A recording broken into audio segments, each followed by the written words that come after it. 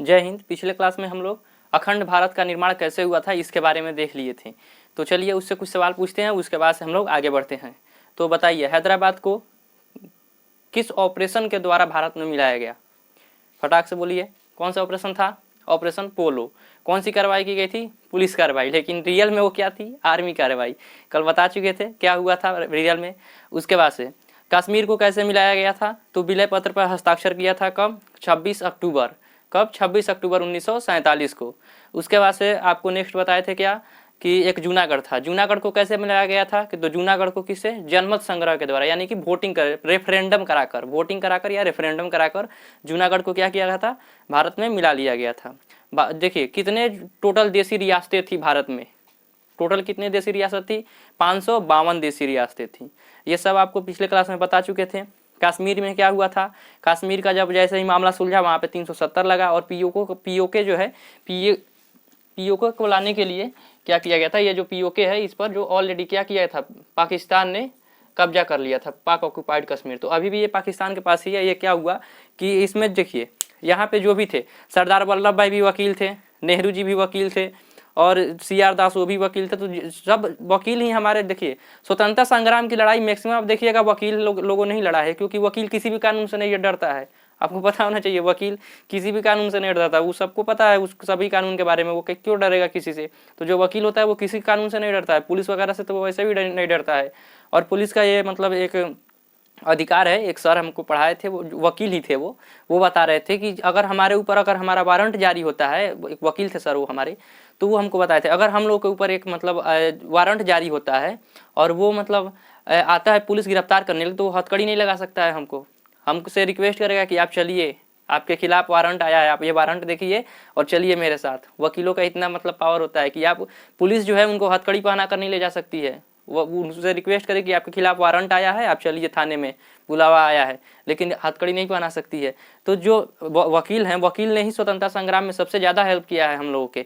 तो सब लोग वकील ही थे। और जैसे उनको पता चला कि पाक ऑक्युपाइड कश्मीर पीओके को वापस लाना है, अब ये लोग क्या किए कि वो समय जो यूनाइटेड नेशन था 1945 में नया उसका गठन हुआ था, समझ में आया? तो नया उसका गठन हुआ था। नेहरू जी सोचे कि अच्छा संगठन होगा, नया अभी गठन हुआ है, हमारा जो पीओके का मामला है उसको सुलझा देगा। अब वो गए और वो क्या किया, यूनाइटेड नेशन चुट्टा फंसा कर रख दिया, पीओके का मामला लटक गया। अगर ये यूनाइटेड नेशन में नहीं गया रहता ना, तो अभी तक तो हम इसको ला लिए रहते हैं। अभी तक हमारे आर्मी जो है वो पीओके पे चढ़ाई करके इसको वापस ला ली होती, लेकिन UN में जाके ये मामला अटक गया है। अब पीओके के हम लोग लाएंगे, बहुत जल्द लाएंगे। देखिए कभी कभी क्या होता है ना कि जब लोहा गर्म हो तभी हथौड़ा मारा जाता है। तो अभी हम लोग लोहा गर्म करने का इंतजार कर रहे हैं। एक बार केवल यूनाइटेड नेशन में जो है अस्थाई सदस्यता मिले, उसके बाद से तो हम लोग पीओके को ला लेंगे, क्योंकि अस्थाई सदस्यता मिल जाएगी तो हम भारत में कुछ अलग ही मतलब राग अलापा जाएगा और उस समय भारत की कुछ अलग ही पहचान बनेगी। तो एक बार केवल वीटो पावर मिल जाए भारत को, उसके बाद से हम लोग क्या करेंगे, एक अस्थाई सदस्यता मिल जाए, उसके बाद से हम लोग पीओके को लाएंगे। आप लोग भी देखिएगा, जो आपकी पत्नी वगैरह आती है ना, या फिर नया जो दुल्हन आती है घर में, तो वो भी क्या करेगी, 2 साल तक अभी अपना रंग नहीं दिखाएगी। एक अस्थाई सदस्यता, एक छोटुआ हो जाएगा, अस्थाई सदस्यता घर में मिल जाएगा, फिर वो अपना रंग दिखाएगी, ला पोस हम जाता नहीं छोड़ा तो ऐसे क्या करेगी, ढेर खिसिवाइएगा तो कहेगी ला पोस हम जाता नहीं यार समझ में आया? तो इसमें अस्थाई सदस्यता वो भी लेती है, तो लड़की सब बहुत चालू होती है, समझ में आया? तो जैसे ही भारत को मिलेगा अस्थाई सदस्यता यूएन में, फिर पीओके को दिखाया जाएगा कि पीओके लाना कैसे है। तो ये हम लोग का है। चलिए अब आगे हम लोग देखते हैं। 552 देशी रियासतें जो है वो मुख्य रूप से हम लोग को क्या मिला गया था, भारत में मिला लिया गया था। अब उन देशी रियासतों को कैसे भारत में रखा गया इसके बारे में समझते हैं लोग, ठीक है? देखिए देशी रियासतों को भारत में कैसे रखा गया, तो इसको ABCD में बांट दिया गया। जो देशी रियासतें हैं उनको क्या किया गया था, ABCD में बांट लिया। अखंड भारत का निर्माण हो गया, अब उसको ABCD में बांट लिया गया। अब ABCD में देखते हैं लोग क्या क्या आता है, मतलब ABCD में कौन कौन से राज्य आते हैं। तो आपको ही पता है जो ABCD में बांटा गया था ये ज़्यादा दिन तक चल ही नहीं पाएगा। आप किस राज्य से आए हैं, तो A से आए हैं। अब लो A कहाँ है, B कहाँ है, तो इसके बारे में समझते हैं। एक था A जो था A में रखा गया था ब्रिटिश प्रिंसली को। ब्रिटिश प्रिंसली का मतलब ये हुआ जिस पर मतलब ब्रिटिश लोगों का अधिकार, जिस पर अंग्रेजों ने अधिकार किया था। एक वैसा राज्य जिस पर पूरा का पूरा अंग्रेज अधिकार कर लिए थे, जैसे बंगाल हो गया। बंगाल पे पूरा का पूरा किसका अधिकार था, बंगाल पे पूरा का पूरा अंग्रेज अधिकार कर लिए थे। तो बंगाल किस में जाएगा? ब्रिटिश प्रिंसली में जाएगा। यानी कि वैसा राज्य जो बिजनेस के रूप से, व्यापारिक रूप से बहुत महत्वपूर्ण हो, या फिर वैसे राज्य को भी अंग्रेज कब्जा कर लेते थे जहाँ पे क्या होता था कि ये डर रहता था कि कहीं वहाँ से विद्रोह ना हो जाए, विद्रोह हो जाएगा तो पूरा राज्य ही चला जाएगा। तो वैसे राज्य को अंग्रेज क्या करते थे, पूरा का पूरा राज्य ही हड़प लेते थे। तो वैसे राज्य को ही क्या, उस राज्य को क्या यहाँ पे रखा गया? तो ब्रिटिश प्रिंसली में रखा गया। जैसे में हम बता दिए क्या, बंगाल हो गया, या फिर अवध हो गया, पंजाब हो गया। तो इन सब में भी क्या था? British princely. तो इसमें जहाँ जो अंग्रेज पूरा राज्य को हड़प लिए थे उसको ब्रिटिश प्रिंसली में रखा गया। बी में क्या किया गया था? देसी रियासत।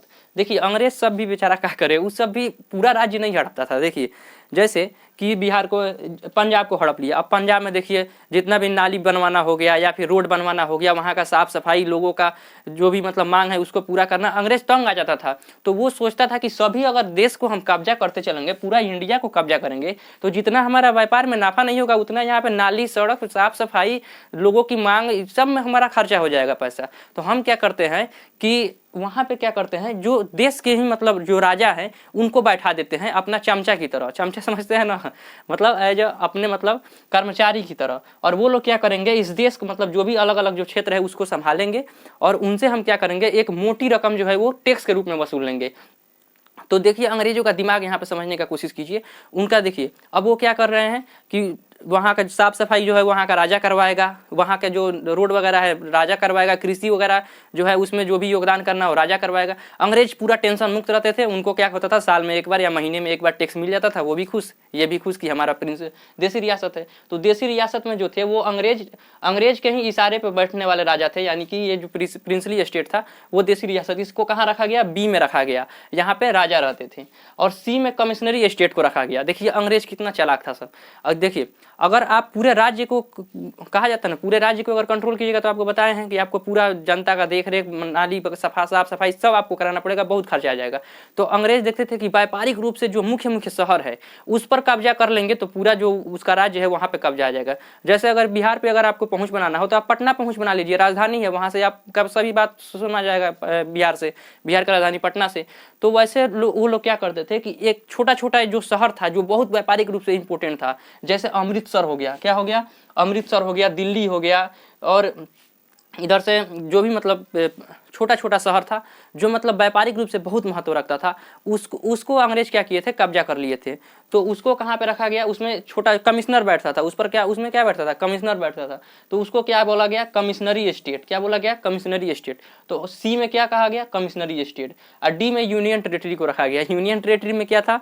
तो लक्षद्वीप था, अंडमान निकोबार था। तो उस समय तो अंडमान निकोबार ही था। कहा था? अंडमान। अगर आपको दिखाई दे रहा होगा यहाँ पे, तो इधर अंडमान इस तरह से है, अंडमान। वो लक्षद्वीप इधर है, लक्षद्वीप कहाँ पे? लक्षद्वीप इधर है। तो अंडमान निकोबार। समझ में आया?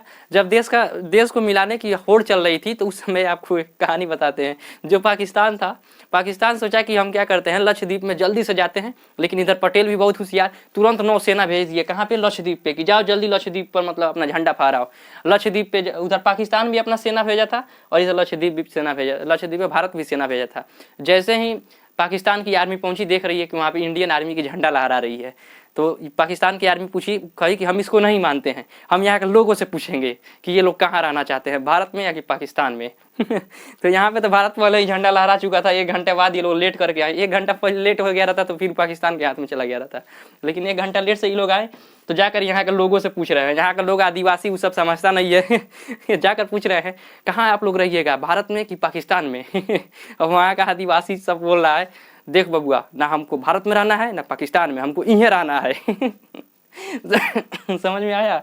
तो ये बात, पाकिस्तान बेचारा मुंह लटका के चला गया, बोला ये हो गया, भारत के हक में चला गया। तो लक्षद्वीप भी कहाँ आ गया? भारत के हाथ में आ गया। तो ये सब यूनियन टेरिटरी था। तो यूनियन टेरिटरी में कौन था? अंडमान और निकोबार था। बाद में लक्षद्वीप भी आ गया इसमें। तो ये सब कहाँ पे चला गया? यूनियन टेरिटरी में चला गया। कश्मीर कमिश्नरी में आपको पता है किस में रखा गया था? सी में रखा गया। ये जो भी है ABCD, ये अगर आप छोटा मोटा कर्मचारी या फिर कर्मचारी का या फिर ग्रुप डी, खलासी, चपरासी, सब का एग्जाम दीजिएगा तो ये सब नहीं पूछेगा। इसमें डायरेक्ट पूछा गया कि भारत को कितने मतलब तरह के राज्यों में बांटा गया था। तो 4 तरह के ABCD, बस इतना ही पूछ कर कमा जाएगा। लेकिन अगर आप PCS का तैयारी कर रहे हैं, UPSC का तैयारी कर रहे हैं, तो उसमें आपसे पूछेगा कि बताइए A में किसको रखा गया था? तो ब्रिटिश प्रिंसली को रखा गया था। बताइए B में किसको रखा गया था? तो देशी रियासत में रखा गया था। सी में किसको रखा गया था, तो कमिश्नरी स्टेट को रखा गया था। डी में किसको रखा गया था, तो यूनियन टेरेटरी। तो ये सब क्वेश्चन आपको पीसीएस लेवल में पूछेगा, समझ में आया। तो ये अपने अनुसार आप लोग, हमारा काम है पूरा बताना, हम पूरा बता रहे हैं, ठीक है। उसके बाद से देखिए, जब ये ABCD में बंटवारा हो गया तो जो पंडित जवाहरलाल नेहरू थे उनको समझ में आ चुका था कि ABCD के नाम पर चलने वाला नहीं है। क्योंकि अगर किसी से पूछो, अगर कोई कमिश्नरी स्टेट से आया है, मान लीजिए कोई अमृतसर से आया या फिर दिल्ली से आया है, तो पूछा जाएगा आप कहाँ से आए हैं, तो A से, सॉरी सी से, तो बोलेगा सी से। सी में किस क्षेत्र से, तो दिल्ली से। तो लो ससुरा हो गया बवाल। तो लोग क्या किए, बवाल करने लगे कि ये ABCD नाम जो है वो सही नहीं है, आप इसको बदलने का यति कीजिए। तो इसके लिए क्या किया गया था, SK धर आयोग का गठन किया गया। कब, 1948 में जवाहरलाल नेहरू ने SK धर आयोग का गठन किया और बोला कि आप पता लगाइए कि आप मतलब भारत को किस तरह से अलग रखा जाए। जैसे कि आप खान पान के आधार पे भी रख सकते हैं, जैसे बिहार का खान पान क्या होगा कि पूरा लिट्टी चोखा वैसे आप हरियाणा में चले जाइएगा तो उधर राजस्थान का तो पूरा बड़ा थाली होता है, उसमें हर एक चीज़ रखा जाता है। अब पंजाब का खान पान अलग होता है, पूरा खाना खाने के बाद इतना बाल्टी भर के एक गिलास आएगा, उसमें लस्सी आएगा, सग्गा पुत्तर लस्सी पी ले तो ये सब अलग अलग जो राज्य हैं अलग अलग खान पान है। तो खान पान के आधार पे भी कर सकते हैं, संस्कृति के आधार पर भी कर सकते हैं, क्योंकि भारत का संस्कृति है छठ पर्व, जबकि अगर वहाँ राजस्थान में चलिएगा तो वहाँ पे छठ पर्व की कोई अथी नहीं है। अगर आप राजस्थान में चले जाइएगा वहाँ पे गरबा खेला जाता है, सॉरी यहाँ पे गुजरात में क्या है, गरबा खेला जाता है। तो ये सब अलग अलग जगह का अलग अलग कल्चर है। तो कल्चर के आधार पे भी आप डिवाइड कर सकते हैं, भाषा के आधार पे भी डिवाइड कर सकते हैं। जैसे बिहार में भोजपुरी बोला जाता है, पूरा ठेठ भोजपुरी का हो खैला हुआ कि ना ये सब। उत्तर प्रदेश में न लगा देता है, कैसन बाला इलाह का ये सब। और अगर पंजाब में चलिएगा तो उधर का भाषा दूसरा है और माड़ो राजस्थान, तो ये राजस्थान का भाषा कुछ अलग हो जाता है। अगर नीचे तमिल भाषा में चलिएगा तो अलग हो जाएगा, बंगाली में खेला हो वो तो ये भाषा के आधार पर भी। तो इन सब में जो लोगों को लगा कि इन सब में सबसे आसान अगर किसी चीज़ को पकड़ना है तो भाषा सबसे आसानी से पहचान में आ सकता है कि आप किस राज्य में रहते हैं, आपका भाषा मतलब बता देगा। लेकिन आपकी संस्कृति, कल्चर, खान पान ये सब बहुत देरी से पता चलता है। अगर आपके साथ कोई 2 दिन 3 दिन बिताए तब पता चलेगा। लेकिन भाषा आप तो एक झलक में, अगर आप दिल्ली वाले से बात करेंगे तो उनका अजब मतलब होता है तो वो आपको पहचान में आ जाएगा कि ये बंदा दिल्ली का है। तो इस तरह का, तो ये भाषा जो है वो सबसे आसान लगा। तो लोग कहते थे कि हमको भाषा के आधार पर गठित कीजिए। जैसे अगर हम गुजराती बोलते हैं तो हमको गुजरात दीजिए, मराठी बोलते हैं तो मद्रास दीजिए, कन्नड़ बोलते हैं कर्नाटक दे दीजिए। उसी तरह से यहाँ पे क्या थे, तेलुगु भाषा में जो तेलुगु वाला भाषा बोल रहे थे वो क्या कह रहे थे कि जो मद्रास उस समय बहुत बड़ा था मद्रास, तो वो बोल रहे थे कि हमको आंध्र प्रदेश अलग कर दीजिए, हम लोग तेलुगु भाषा बोलते हैं, हमको अलग कर दीजिए, हमको अलग रहना है। तो तेलुगु भाषा के लिए आंध्र प्रदेश क्या किया, ये अलग मतलब मांग करने लगे आंध्र प्रदेश के लोग कि हमको क्या करना है कि तेलुगु भाषा बोलते हैं और इधर मद्रासी भाषा बोलते हैं, हमको अलग रहना है। जैसे बिहार भोजपुरी बोल रहे हैं तो हमको भी बिहार अलग चाहिए। तो लोग क्या कर रहे थे, अलग अलग जगह से प्रदर्शन। इसमें सबसे मतलब फेमस क्या हो गया, आंध्र प्रदेश में भयानक विरोध हो गया।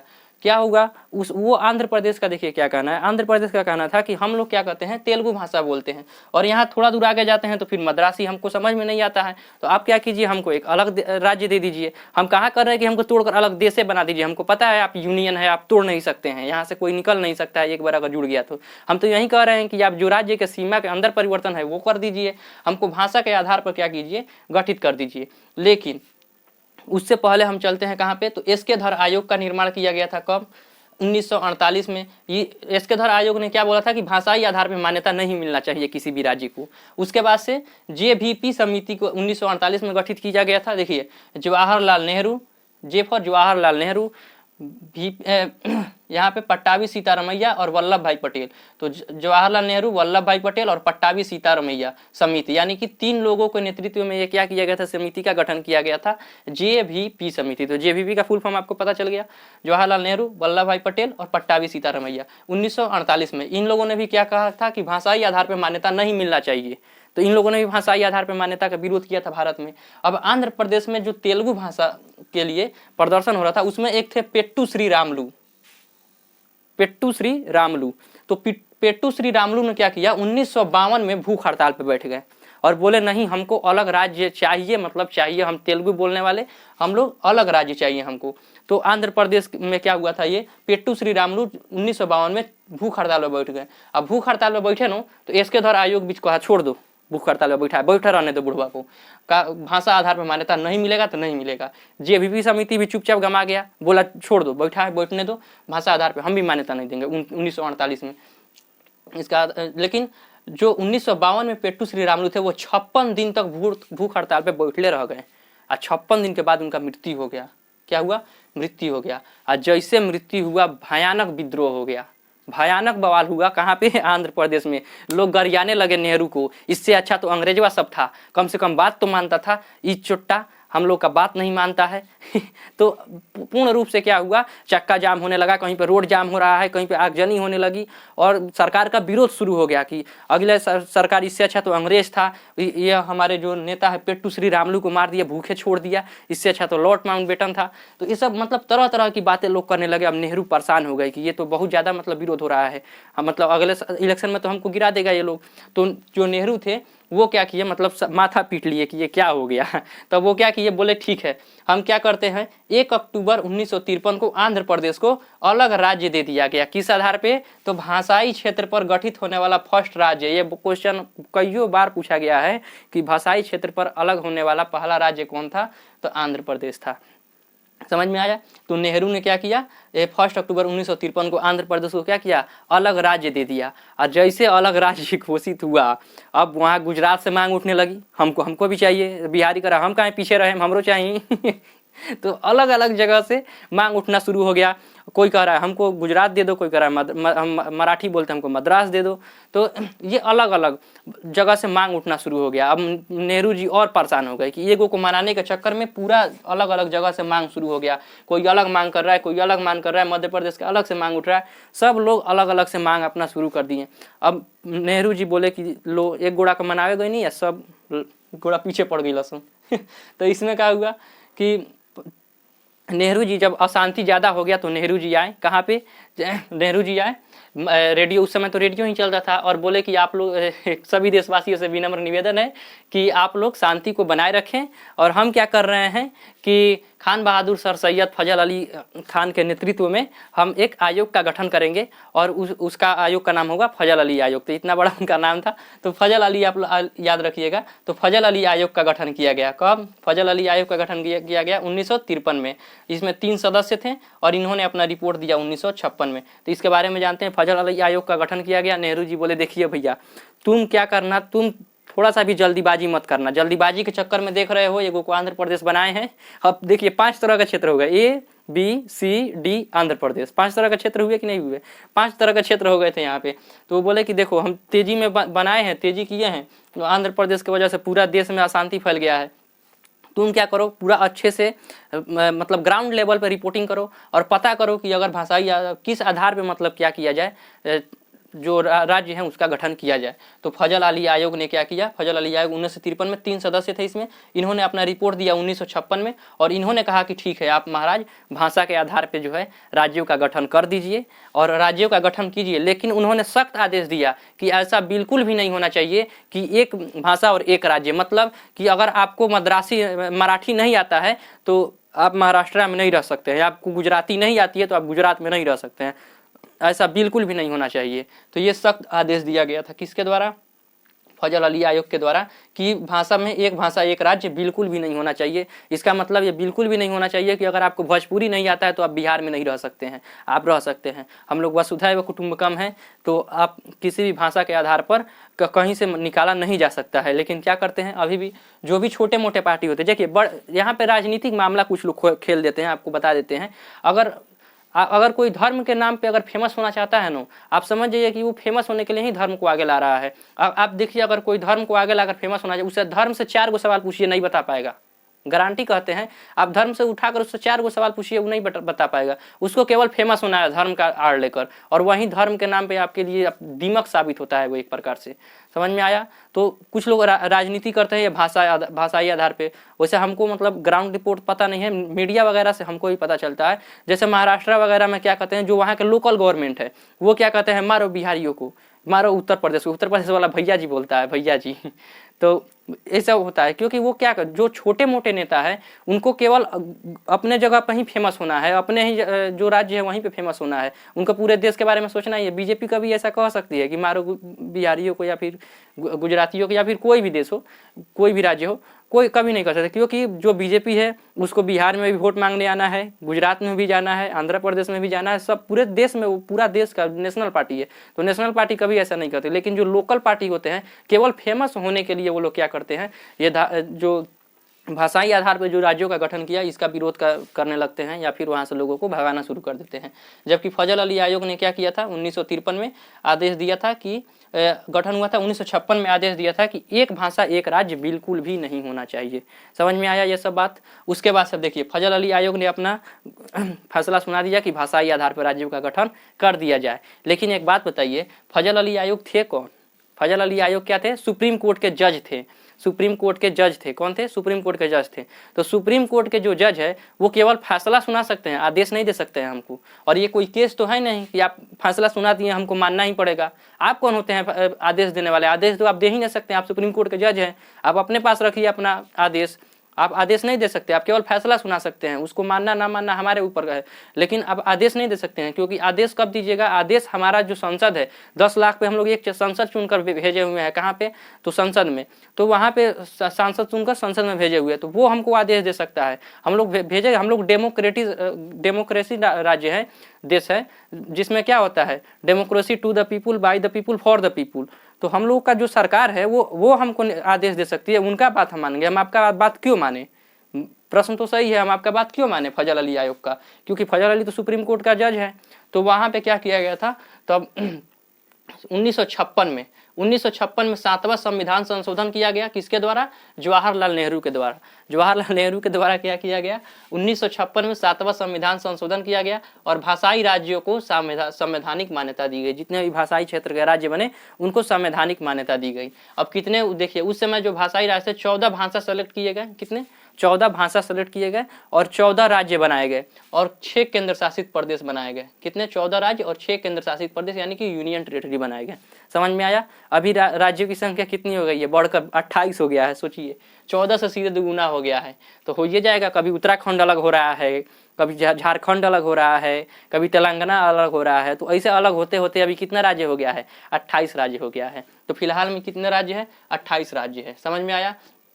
उसके बाद से आगे चल के क्या आता है? पेप्सू विवाद आता है। अब इस पेप्सू विवाद को हम लोग नेक्स्ट वीडियो में समझ लेंगे। तब तक के लिए जय हिंद, जय भारत।